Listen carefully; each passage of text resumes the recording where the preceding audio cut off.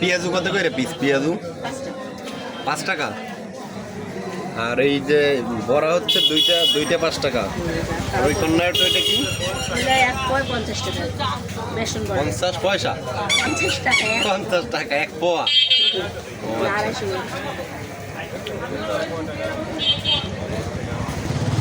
আরে কোয়েলের ডিম আছে 16 টাকা হালা না? আন্টি জানি কোথায় গেল, দোকানের ভিতর নাই, একটা ফ্রি খেয়ে দেখি ফাঁকে।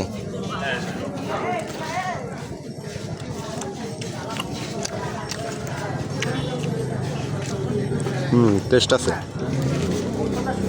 ভেষণ দিয়ে তৈরি করা সম্ভবত।